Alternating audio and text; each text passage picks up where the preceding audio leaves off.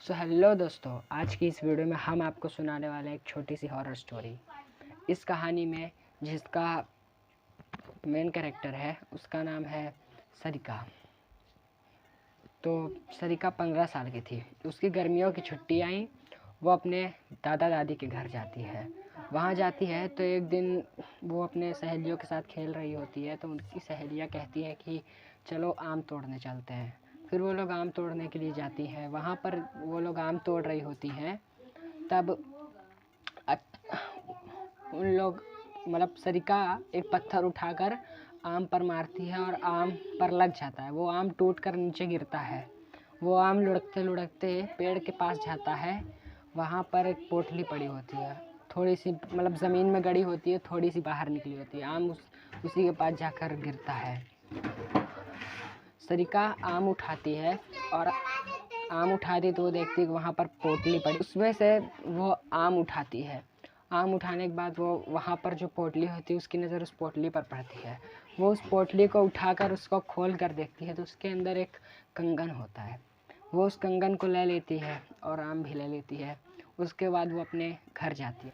सरिका अपने दादी को उस कंगन के बारे में बताती है तो उसकी दादी उसे बताती है कि ऐसे जो कंगन रास्तों पर पड़े होते हैं या ज़मीन में चुड़ैल या भूत प्रेतों को उसमें कैद कर कर बांध कर ज़मीन में दफनाया जाता है। और सरिका को जो मिला था कंगन, वो वही कंगन था। सरिका डर जाती है और सरिका अपने रात हो जाती है और सरिका अपने कमरे में जाकर सो जाती है। और सरिका को रात को आधी रात को प्यास लगती है।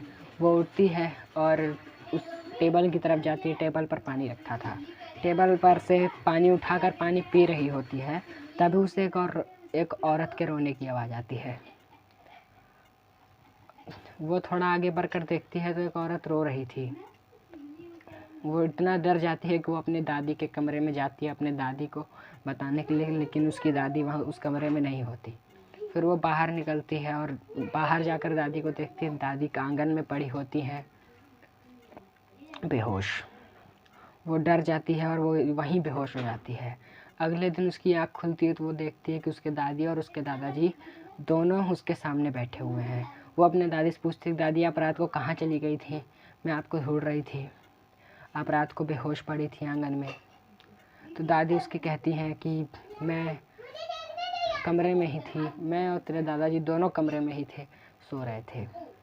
लेकिन वो इतना डर जाती है। फिर उसकी दादी से बोलती, दादी आप लोग कमरे में थे तो फिर बाहर बरामदे में कौन सो रहा था? और आप लोग, मैं जब उठी थी तो मुझे कमरे में कोई दिखाई नहीं देता। वो अपने दादी से बताती है तो दादी समझ जाती है कि ये सब जो हुआ है वो चुड़ैल की वजह से हुआ है। उसकी दादी उसे बोलती है कि तुम्हें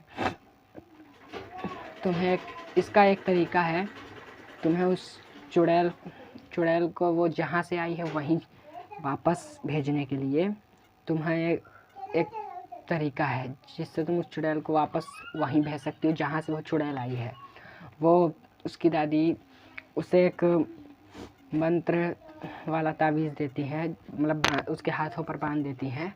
फिर वो लोग रात को सरिका रात को उसी पेड़ के पास कंगन लेकर जाती है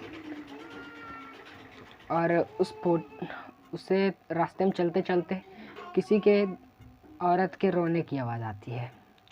वो उस आवाज़ को ध्यान नहीं देती क्योंकि उसकी दादी ने उसे बताया था कि रास्ते में अगर तुम्हें कोई रोने की आवाज़ आए तो उस पर ध्यान मत देना है, वरना वो तुम्हें अपने वश में कर लेगी और तुम्हारी जान भी जा सकती है।